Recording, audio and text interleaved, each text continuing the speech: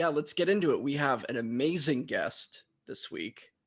Yes, we're so excited. He's known for playing Simba in Disney's The Lion King on Broadway and Ain't Too Proud, The Life and Times of the Temptations. Please welcome Jelani Remy. Hey. I have been listening to this and I first thought that the dog thing was my intro and I was going to be pissed. No! You know him, you love him. He's been the searching best for a dog. We've been searching for a dog and boy, have we found him. Ah, Oh my gosh. No. our little puppy.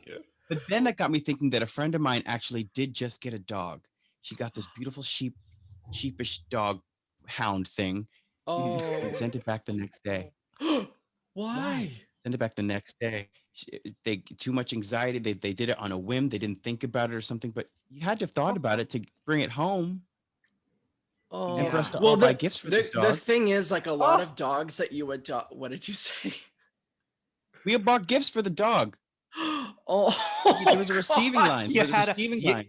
You had a shower. We had a dog shower. A roarer. How? Well- a roarer. Well, you know, like when you adopt a dog, a lot of times they come with a lot of trauma and baggage, and you know, like it's a lot to adjust. It's, you know, the first little while when you adopt a dog, it's a big change. So maybe Mm-hmm. they So, didn't know that. speaking of traumas, yes, we're actors. I thought this was a dog Exactly. podcast. We're actors, right? Exactly. Jelani, man. you're an East Coast man. You're from New Jersey, correct? Correct. I hail from New Jersey. All right, and it wasn't a short jog for you to jump into this profession, geographically speaking. How was it growing up in Jersey? Geographically close, however, my parents were super strict, so I wasn't allowed to go anywhere. I didn't see shows unless they were a school field trip or I was able to go in college. You know, Wow. because my parents they didn't understand Broadway. They're from the islands. What is Broadway? Oh, you want to do what? What? You're Where are going your to parents from? Trinidad and Barbados. Wow. So they have an old school melody. So when I came in like Annie singing on top of my bed, they were like, Yeah. football immediately. So it was different. So I was a late bloomer into the theater world, but I just loved it so much. And I loved how it made me feel. I loved like playing pretend with my friends and which was essentially acting. And like one of my most vivid memories, because I had to sort of hide it or suppress it like Cinderella up in the cat, like up locked away. I had to do it in my playroom by myself. So I would like do all these scenes. And I remember I was a school teacher, but when I tell you that I was like the most like I had papers to grade. I had after school projects to be done. I had exams. I had stuffed animals in seats. I was talking to Chris to stop talking in my class. Like it was full out. And that's you had to do homecoming court this semester, and yeah, whole I was thing. elementary, so no, there was no homecoming Oh, court. good. Jelani, are you doing your homework? like- Well, I can't. I'm grading others, Mom. Jeez Louise. Ladies and gentlemen, excuse me. But that was acting, you know, that was me sort of playing, and that was me playing a role. And that little did I know that was me sort of figuring out my way. And I saw my first show in the 4th grade, and it was they took us to see the Civil War. What a horrible show to show 4th graders. 4th graders? Because it went with our social studies sort of thing. Right. And I think the Civil War was just out. It was people were talking about it. The way that I napped through that entire show, I woke up, it was over. And so that was my first day. Then I got to see Annie Get Your Gun. And I was like, wow, this is lively. And that There you was go. wonderful. And then I sort of realized what shows were and how there were different shows and there were different, you know, types of shows. And it was that was sort of like my stepping stone into the actual theater world of seeing it. Isn't it interesting that we start so young with these things? I did the same thing. Sure, Adam too, as a young, we're watching movies, and this thing is sort of lighting within us, and it starts so young. It starts so young. We talk to so many people. It's like, oh yeah, I was 6, I was 8, I was 10. This is what I kind of wanted to do. I was singing in the bathroom. I was picturing myself getting interviewed or being on a set or something as a young child, and it just keeps going. And then you eventually find yourself as an adult, you're just 20 years later with the Here we same are. interests. Well, here's the thing, I sort of like suppressed it. You know, you go. Oh, no. You are our esteemed guest. Please go. Go. You've been dog shopping. I don't want to take this moment away from you. I don't want to do that. No, as I say, I had barrels of action figures as a kid, and I would just be in my room, and in my head, it looked like a movie whenever, when I was playing with my action figures, and I would daydream about it in class, and I wanted to do anything but school. I was just pretending, and it was such a part of my I would childhood put my was action playing with figures. toys. I put my army guys in like my formations of Thriller, that I saw. And, Oh my God. Put them in like pyramid skin. Oh, what's happening? So this is a bad tableau, guys. Change it up. Let's go. You know what? And we're gonna move. Open that window. Open that window. We need more. Where's wind. Kevin? Where's his understudy? But then I think about like, what if my parents sort of saw that and was like, let's throw this kid into dance class? Where would I be then? Or throw me into a vocalist? I took piano lessons. That was a great thing. But like, then I think, you know what? No, because that wouldn't have given me the passion that I have for it now, I don't think. Yes, it would have given me wonderful training, but like there's a certain passion and thirst that I then developed for the craft because of the lost time, that I wanted to really understand it and get good at it and make my own sort of version of it.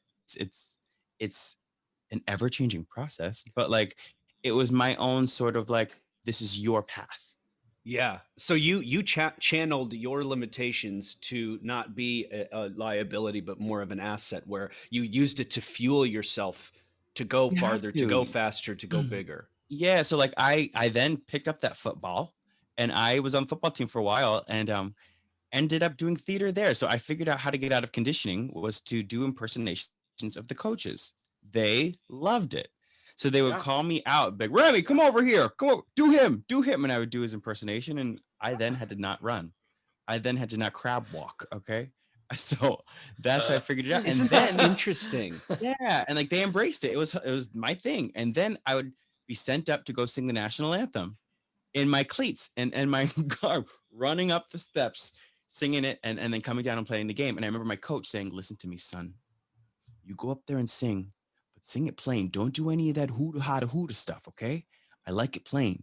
And I was like, okay, that's direction. He's my director. Good note. Thank you. Good note. Thank you. No runs. Thank you.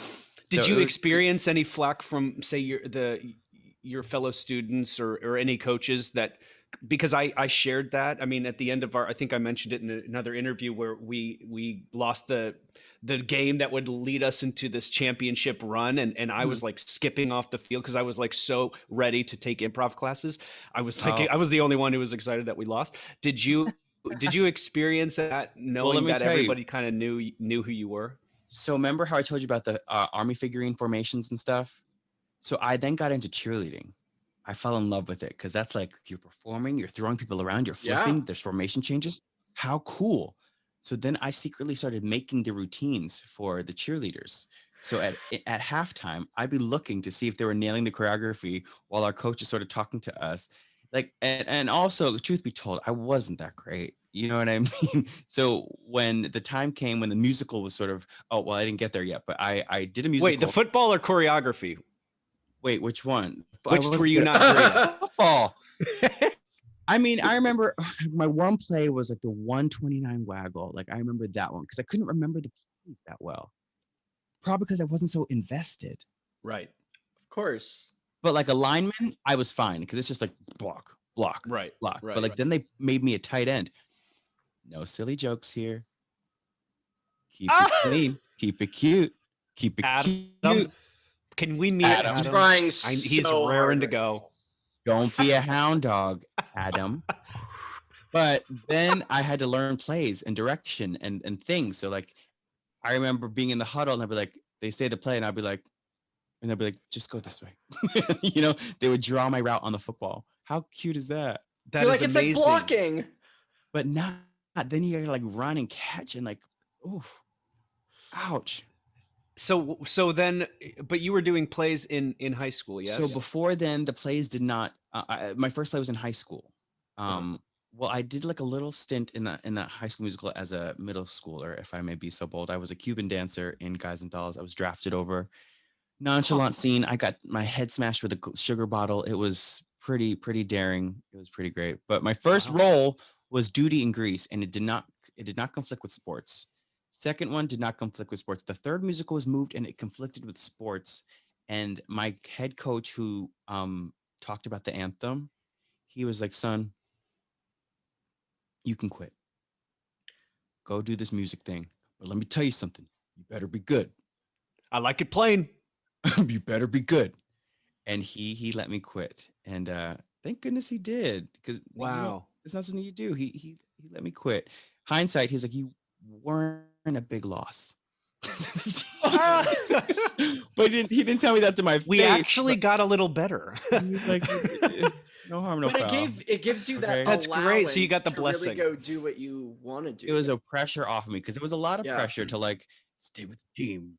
Panther It pride. is. You know it what is, I mean? man. It is. Yeah. I remember I suffered through so many concussions in football, and I should not have played. I was a nose guard at 5'0". Oh my And I gosh. would have these headaches, and I'm like, I don't even like this. I desperately want to just perform. That's all I want to do. But I've got to go not only into this place for 8 hours a day, but then for another 3 hours, I got to get tossed around a football field. Okay. You know, I'm glad I you got mean, that has blessing. its perks.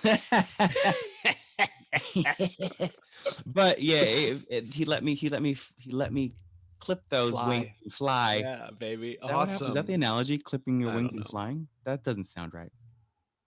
I think so. Spread my wings and fly, and be part of Clip. the theater community, which then led me to community theater, which then led Right. me to want to major in theater, which then I did a little conservatory between them that was like, whoa, I really want to do this.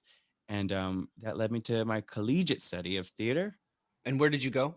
I went to Montclair State University. Nice. And you majored in theater? I was a BFA. Okay. Did you have a minor? No, it was theater or bust. Damn it. Plan However, A I or wish- plan nothing. Right. Yeah, right. But in hindsight, like, I wish I would have did like an education minor, because as I told you before, like, that was my jam. And now, thanks to Book It, I am that educator. I do get to, Yes. have students and see their growth and plan things for them and see their success and their progressions. And that totally fills a different sort of passion of mine that is, teaching. That's right. Jelani is one of our coaches for Book It, and he's one of our go-to guys. Awesome. Wealth of information. And you're going to get even more clients this year.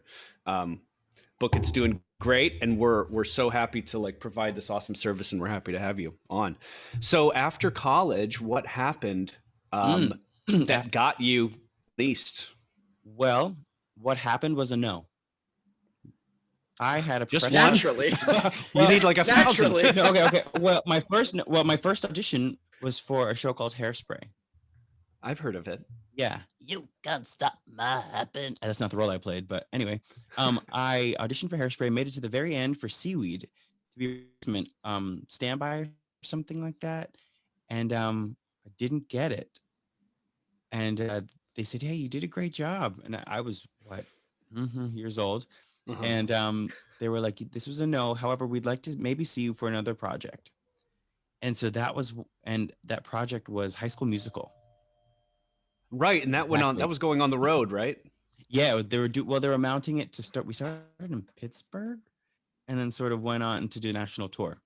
Right. And I got it. So that was a sort of lesson of like, no doesn't mean no. It means not right now. Exactly. And getting that role, I mean, what was that process like for you? I was obsessed with High School Musical, so I was like, oh, they're making a show, cool. But then I realized like the fear that was coming with it. Like, I'm leaving everything behind to join this troupe doing the same show. I've never done a show this long before. What's that going to be like? I cried almost every day leading up to it because I was terrified. Because it's all new, and like, what if I'm not good enough? What if I don't like it? What if I miss my mom? You know what I mean? Like, there's so many things that were sort of weighing on this young lad going forth into the world. And I remember my parents drove me out there, and they drove me to Pittsburgh, and like we had to say goodbyes. And how were they reacting to it? I think that they didn't know what it was. I think they thought it was going to be like a theater camp. You know, like they We didn't packed know. we You packed know your what I mean? Like they lunch, thought I was going and to camp. I'll be back soon. Like they didn't Write us think every that this could day. be a profession. Like this yeah, was a hobby, you know? right, right. This was a hobby. But But how did you? I want to go back to the fear leading up. How did you um, surpass that? How did you my mentor, quiet my it down? teacher, my college teacher said, his name was Clay James. Jelani, suck it up. Okay? This is it. He told me, don't be a pussy. That's what he said. Oh my God. Good heavens! And I was like, he's Oh. right. Don't be, but also like you worked for this. You worked for this. This is yours. Like this is your beginning. This is what you prayed for. Don't block your blessings. And you are enough. You'll see. And as long as you keep open, be smart, and soak it up. Like they chose you for you. They chose you because they saw something in you. So just be you. And did you find that when you set off, that it wasn't as scary or challenging as you initially thought? The first rehearsal, I threw up before rehearsal. I was so nervous.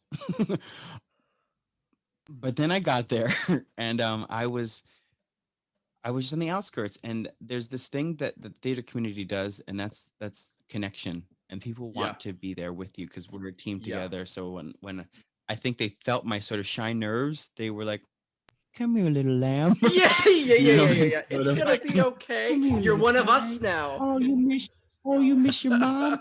We're your moms now." You know what I mean? And it's that sort of thing that theater family does. That Yeah. that like that show family. You know, we all were in this together. Do you get it? Because of the show. Okay. Tommy has no idea what you're talking about. There's a song called "We're All in This Together" in High School Musical. Yeah, I have no idea. I have no idea what you're talking about. Next question. Ooh.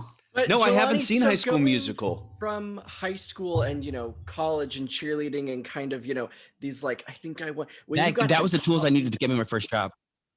But did that helped me get college that first really job. expand your mind to this thing that you always kind of wanted to be a part of and really go, oh yes, this is what I certainly want to be a part of?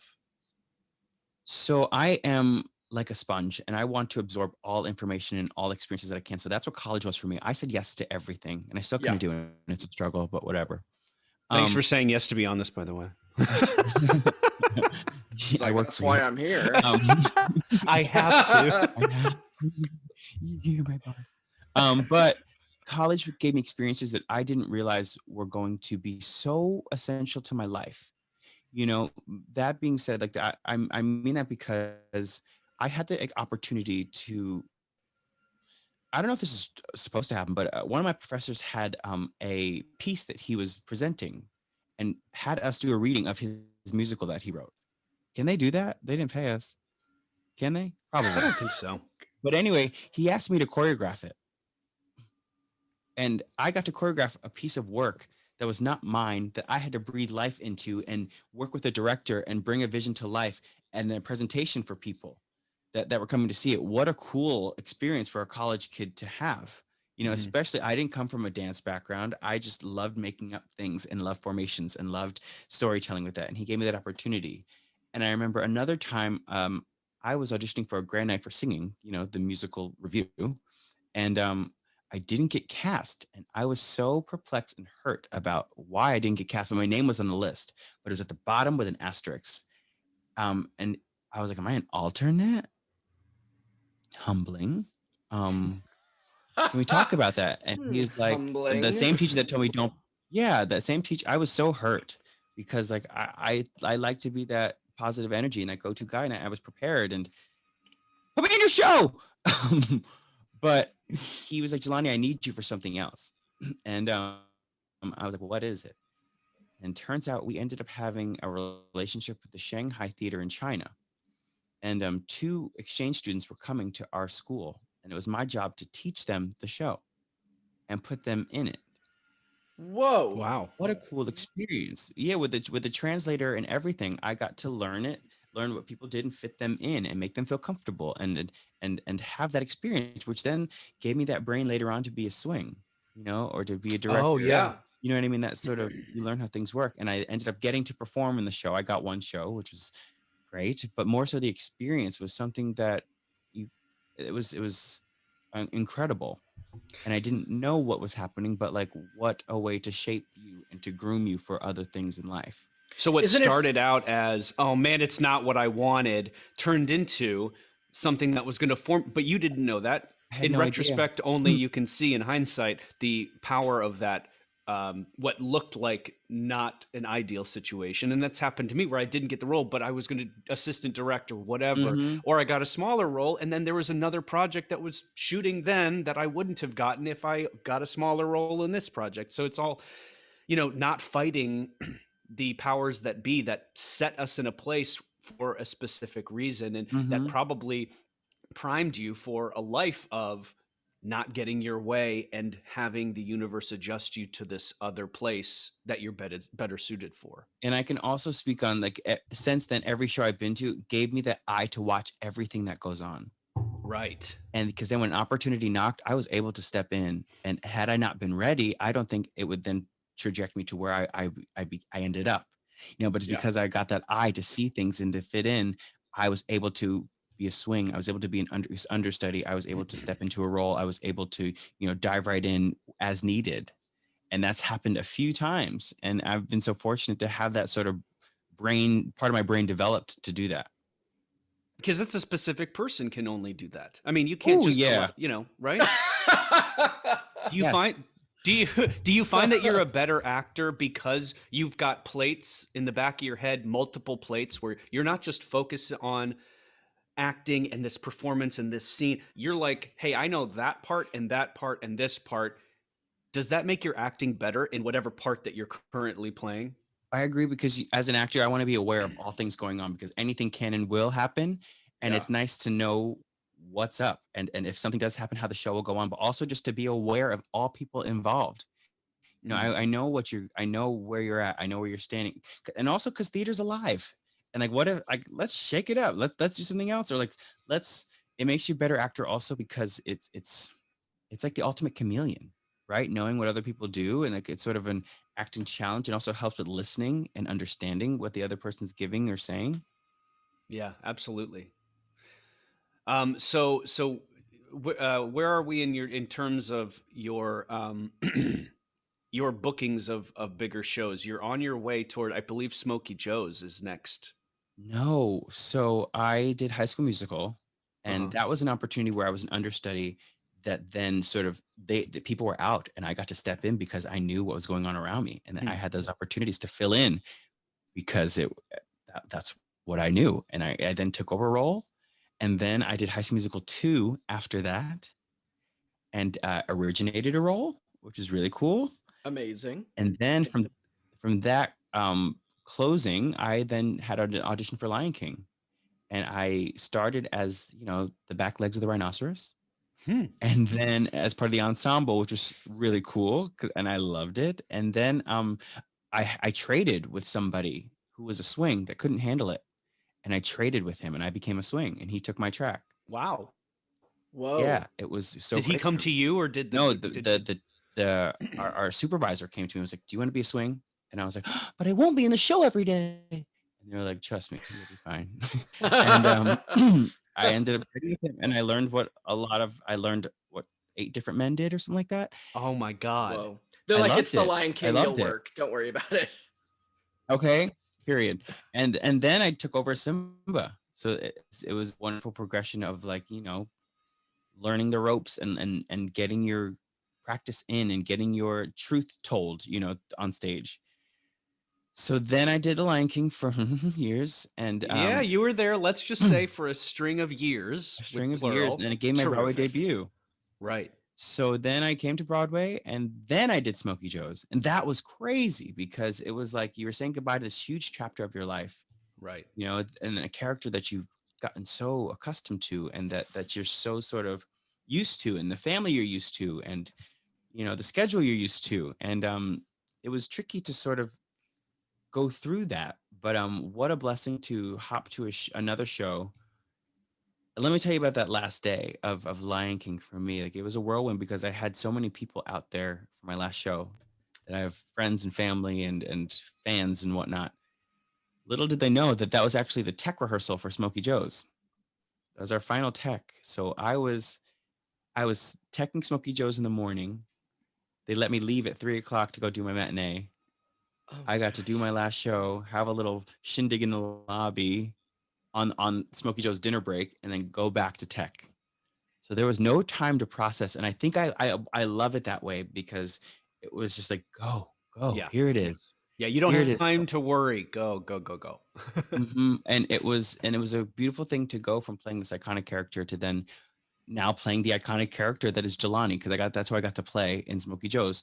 And they sort Mm. of built the show around what we did as individuals. So I was doing something in my wheelhouse. I didn't have to fit into a mold. We got to choreograph it together. Josh Burgos was really amazing with seeing you and then making your you work and figuring that out. So I was comfortable, and it was one of my favorite shows. So I got to do that for a little bit. I After don't want to. that, I don't want to graze over Lion King because I know that's one of the prime roles that you've had, especially getting into your career. mm, Although Smokey Joe's was probably more exciting for you, like as an artist, oh, no, where no, no, you're no. able to. Everything I've done has been so monumentally exciting and so monumentally like necessary in my journey. But Lion King for me, like that was my like grad school. That was my college. That Mm, was my sort of, let's see how far you can go with this character that you've developed and loved so much. And as you go through real life, how does that affect your performance? How does that grow? How does that make you grow? And how are you still connecting? How are you using it? And how are you sort of staying sort of inspired, motivated, creative, entertaining? How are you pushing yourself? Because you never want to just get it and plateau. hmm You want to continue to go up and further and try this and try that. And as people come and go, you pull traits from people and pull, different new choices, new ideas. And that's what I loved about it. And even like just sitting at a table doing a table read was one of my favorite things too, because it was just the text and the emotion and the heart. And I think that's why the show is what it is because it's about the truth, and it's about the connection, and it's about the humanity. Lion King And was when the first you ever started, when Broadway things started, Guys, don't fight. Hey guys, don't fight, God, please. We're go always Adam. doing this. No, Lion King was the first show I ever saw on Broadway at the New Amsterdam, and it just Oh, nice. I got obsessed with it. I had the big like coffee table making of book afterwards. I listened to the CD all the time. Nice. I love that show. But no, it's so interesting what you're saying about theater, which is so different than TV and film, where TV and film, once you do it and that day is done, it's locked forever and you don't ever get to further explore it or, mold it based off of experience and things that are going on. So it's such a unique gift to get to play a role for several years. And as you live your life and things change, you can Mhm. find things in the character that can kind of be accentuated by your own life experiences. So it's always sort of evolving. And, Exactly. I learned that I was the 10th Simba on Broadway. wow, 10th. The show's been running for 25 years. that's nuts. like since What kind 97. of what kind of validation what kind of validation was that for you as things started to form, where you're like, okay, well, obviously things are working? I mean, when you were a kid and you thought that this was a possibility, when I did? No, things I did not. became I did what? not. As a kid, I did not think this was a possibility. Right. I did not dream of I did not know how far I could go. I just knew that I enjoyed it.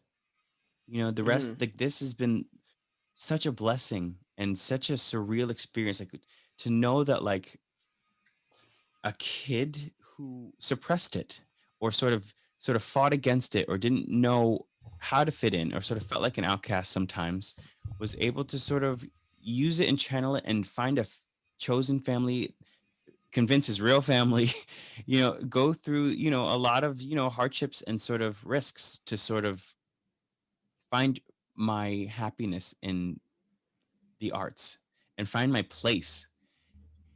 I never knew this could happen, but I am so grateful and thankful for each opportunities. And it's it's it takes you back sometimes to think. And now I feel like it's my duty to show the little brown boys or the suppressed gay boys that they can be themselves and they can find their way, and there it is for them. There's a place for you. And there are Too so many many people more don't feel that way, possibilities than to go out Yeah. into the world and do, whatever it is as a kid that thrills you, or, whether you're off daydreaming in class, it's like you can do that in real life. You can Mhm. go out into the world and make believe. It doesn't have to be However, do your homework, but like do your homework though. Right, right. But like do your homework. Hand in that assignment, please. Are On you time. talking to your stuffed animals? Are these your action figures? Yes, sit down. Do And not so have more hall passes. And so Jelani, where was it after when you got into High School Musical that where did your representation eventually come into the picture? How did that all fall into place? Oh, you mean like my management? Mm-hmm. Oh, so that happened because they scouted me out at a summer program in New Jersey, and I was freelancing with them as a high schooler, and that's sort of how I Wow. got in touch with them. They kept tabs on me, and then sort of started sending me out for stuff. That's amazing. Man, they had you pegged from early on. That's amazing. Okay. Wow. No. Signed him as a teen, but it just goes But to that's their show, job. That's their even as you're young, a teenager, whatever you can do. There are some guys people that I was doing stuff with at 16, 17 that I still get to work with. I mean, it's so monumentally important when you're young to like hit it even hard. If wherever you grow up, Mhm. like if you didn't do this summer program, would you have gotten No. repped? No. If you didn't go up and sing the Star Spangled Banner, would you have gotten into the high school stuff, into the high school drama stuff? Yes. Yes, I would have. Well, I guess no, but like it's when you're young, you tend to think, and this is somebody who grew up in the Midwest, nowhere close to anywhere with a professional actor's career, and you did everything that you could with what you had in your limitations.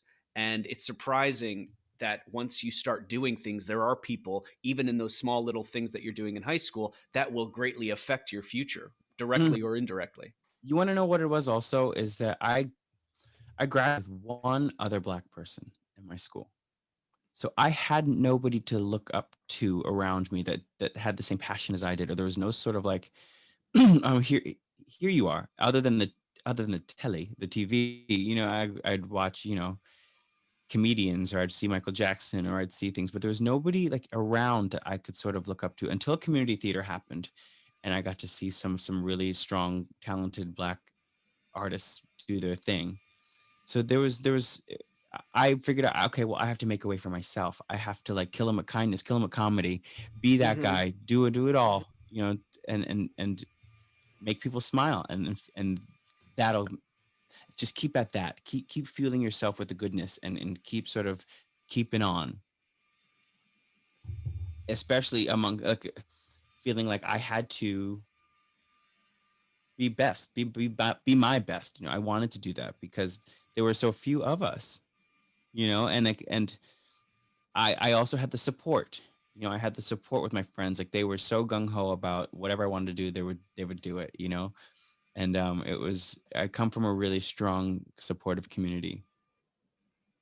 That's amazing. And pretty soon after that, you and I remember, I think you and we lived in the same neighborhood in Astoria, and I remember you and I talking a few times about what we're doing and what's on the burner right now, and this new show, The Temptations, Boom. was coming to town. And how did you get involved with that? I auditioned to stay in shape. I was auditioning just to to be seen, just to be in the room. And my buddy was actually part of the show, and he's like, "Yeah, you should audition," like, because they were hiring for the Broadway transfer. And I went in there and sang. Who doesn't know My Girl? You know, who doesn't know, you know, that. So I sang that. And they were like, great, great, great, great, cool, cool, cool. Take these sides and go out into the hallway. And they gave me a bunch of different sides and did some cold readings and things. And I was terrified, but took a deep breath and said, okay, you just have to hit the marks, like go through the marks and see it. And it's a big monologue. It's okay. Take your time with it. And you don't have to be perfect, but how can they see you? You don't have to Yeah. be perfect, but how can they see that? How just be yourself and take a deep breath and try and just, that's the thing about my auditions is that I don't want to stress about being perfect, but I do want to try my best to make sure that I feel like I'm myself and we're connected, because then I feel like good about the audition. Because sometimes nerves do your worst, or like you try to be what you think they want you to be or something like that, and it's like, okay, but what about me? Like that's not sustainable, you know? Or like Yeah. the best auditions are when I feel like, wow, okay, we were connected, we were in the room together, I feel good about it. They saw Jelani. Takes a lot of experience to get to that place where, I mean, that's a good actor. It's not about the performing. It's about knowing I just have to be me and show me and be You in the know, moment, be present, listen. because These things that, I failed doing the other way. right, I failed being like, oh, I could sing the song because that's what they probably want to hear. Or like, I right. failed like just tripping on myself because I wasn't breathing, and I was trying to be something I shouldn't be, or being, hello everyone, no, that's not it. Right. You know, it's it was trial and error for sure. But like, you got to turn that trial and error into a triumph. You know Mm. Yeah. what I mean? You got to sort of like figure out what's going to work for you and what you can do, what you need work on. And in that audition specifically, I felt comfortable because I was like, okay, they want to see more. I'm already in. You know what I mean? That's a win.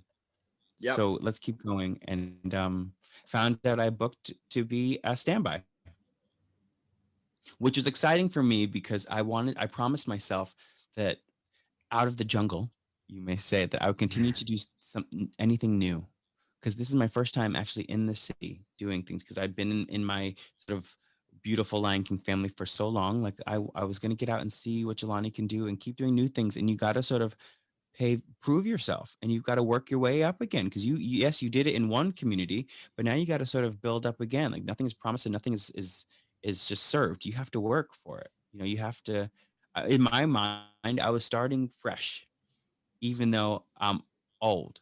You know what I mean? I was starting fresh and like starting at entry level even. So you know what I mean? Like, so And I wanted to be open to do that. I think a lot of actors forget to bring themselves into something, because at the end of the day, sure, you could crush the scene or the song, but at the end of the day, they want to work. You're going to have a relationship together, working together. They want to know that we love Jelani because we are going to be working Mhm. with Jelani, hopefully for a very long time. So you want to bring yourself into the equation where they go, yes, you did an amazing job on the sides and the audition, but we also love you because we are going to Mhm. be working with you. So when you bring yourself into it, it's, I think a lot of times we forget that it is a working relationship, and that, you know, we as actors are only still a small part of a much larger machine, and we all have to get along and work together. And it is a really important part of the aspect. But I think we too often find ourselves just wanting to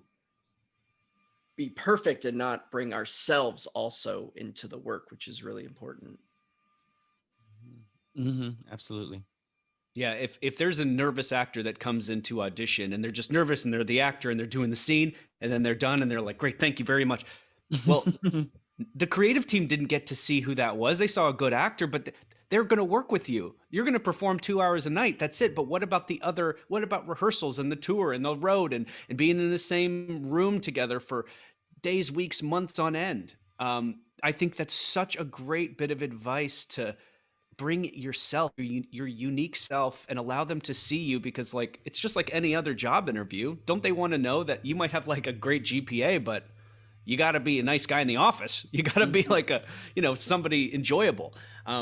And when you've kind of mastered yourself, I think that's when things start rolling. You have just this inner confidence, this conviction of I'm good enough. I have something to bring, But and also I that's why. want to be here, and you want to Yeah, be there, you yeah. know?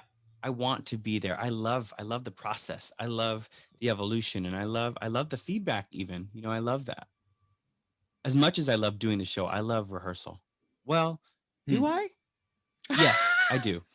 Because I do love rehearsal because that's where we get to play, and that's where we get to sort of, strip it down from the glitz and glam and see what's underneath. And so you're talking a lot about theater and the process and all that stuff. What about on camera? Is that something that you are doing, that you want to do, or is your kind of bread and butter live performance theater? I do love live theater, because I feel like on camera I look like Carol Channing. Like it's You just look so great big. right now, No, so I don't know it's just what you're. it's just so big because for the theater Gee, you want to project to the back of the house. You know what I mean? So on camera it's very different. it Like is very different. so it's a nice, it's a different adjustment, and it's a different world, and I'm getting better and better at it. But I want to find a show that's for me. No, that's not true. I do think it's a great thing to be a versatile actor and to get good at all aspects of it. But my heart is always on stage. Mm. So what's next for you? What is something that you're Like kind of today looking or like in for? Yeah, general? are you going to have some lunch after, or no? I'm actually What what do you want to, after this whole COVID thing? Once things start to release well, let and me tell open you, up, what's happening? this whole sort of experience has opened up doors of what else makes you happy, what else can you do, and you Yeah, talked about the TV and film thing, but I've gotten a real joy in directing, and I've gotten a real joy of creating like my own content. So I've done cabarets, like my and I've written a story out to tell through the cabaret, and I've gotten to perform cabarets online, and I've gotten to do some socially distanced concerts as well. And it's me amazing. sort of making my like Broadway Spotify playlist of music, and of songs that I can never sing in a show, but like you're gonna listen to it tonight.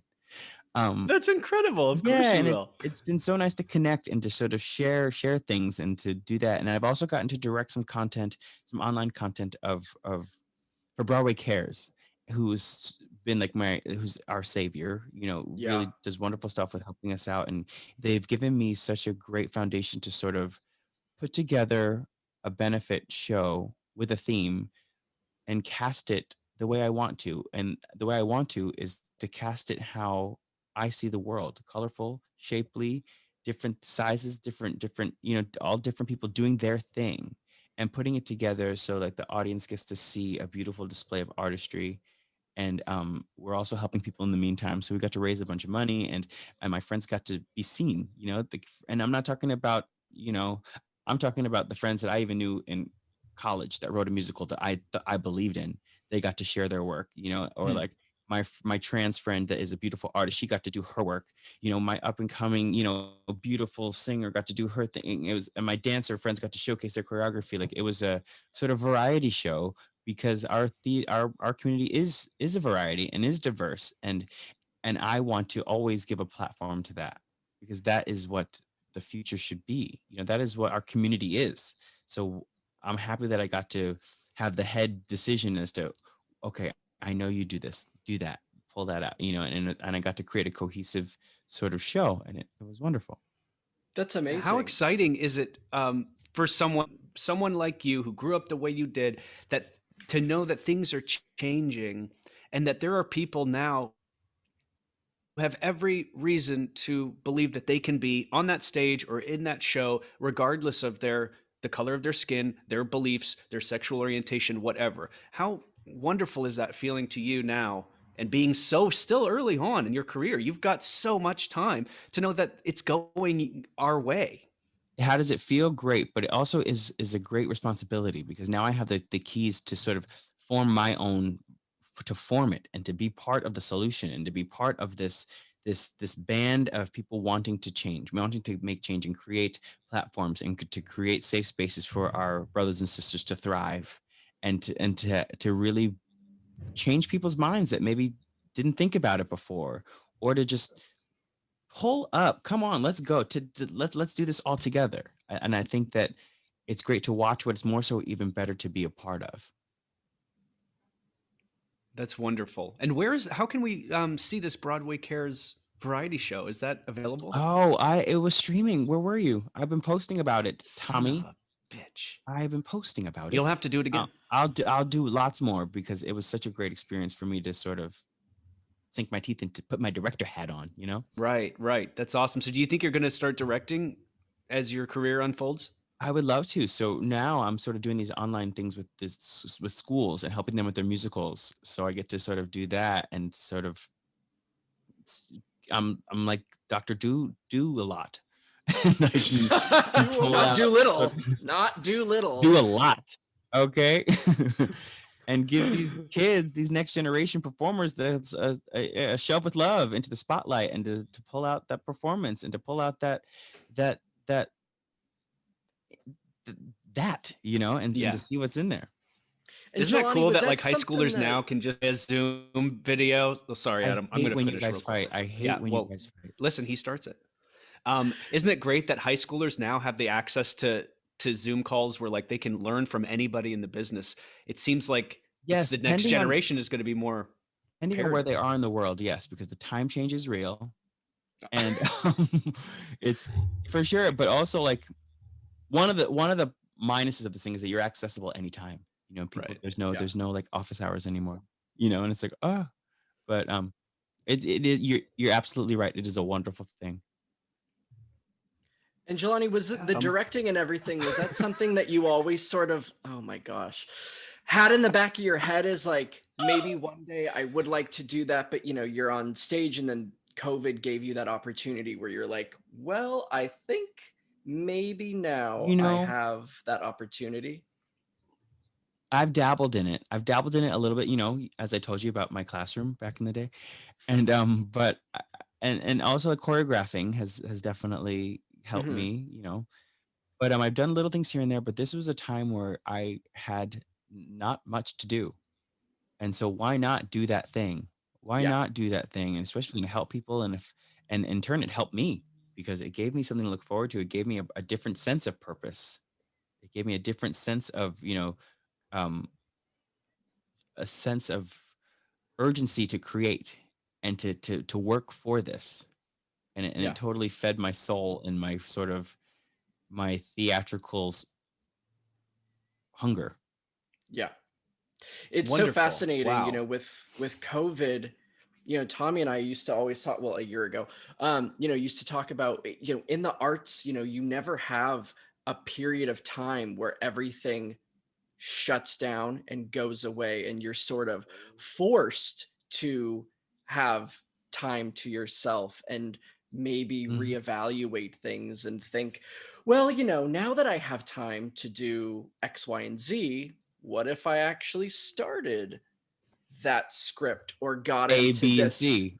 Yeah, you know, because X, Y, and Z. We start A, B, and C. So go, and we never are like given that allowance of time where it's like, yeah, you literally can't go to theater or do film, or, you know, everything shuts down. And so I wonder what's going to come out of artistically this last year, you know, when things start to come back, you know, if there's going to be a lot of actors and artists and whoever who's like, yeah, during that time off, I created this because I had the time for the first time ever to get to it. And I actually, you know, I've been wanting to, but I thought, oh, that'll be down the line. And then, you know, it gives you that allowance to go out and maybe do things that weren't always the most comfortable, but you created something because you could. And, you know, I did an interview last week about that. And I think the Tonys this year, because they don't have as many entries, they should have been looking at our online content and maybe do like a recognition on the works that their people have been doing, you know, like I thought that could have been a great creative way to sort of keep everybody, you know, involved. That's a great point. I wonder if they'll do that. Or is that a dialogue that people are no? I don't think so. Is that not something that they want to do? I don't know. You got to talk to Tony. All right, I'll talk to him. I don't know. Him and Oscar. Gosh. Well, Jelani, we thank you so very much for This being was so here. great. I know there's a lot of people out there who can benefit so much from your wisdom and your experience. So thank you so much for taking the time. My pleasure. And Jelani, where can people And find I you love the online? blue on blue. Looks great. Oh, hey guys. Yeah, they can't see me this. So they don't know I'm wearing blue. They will. They will? Oh. For those of you who don't know, you can find me on Instagram at It's Jelani Remy. That's ITSJELANIREMY. Lovely. Jelani, thank you so much. We appreciate you being Thank you. Book it. And is there any sort of a parting wisdom you would like to give out to young or aspiring actors, performers? Run and tell yourself that you love yourself, because you are enough. That you are enough, and you have to realize that what makes you you is what makes you you. Very well said. Well Thank said. you so much, Jelani. Thank you.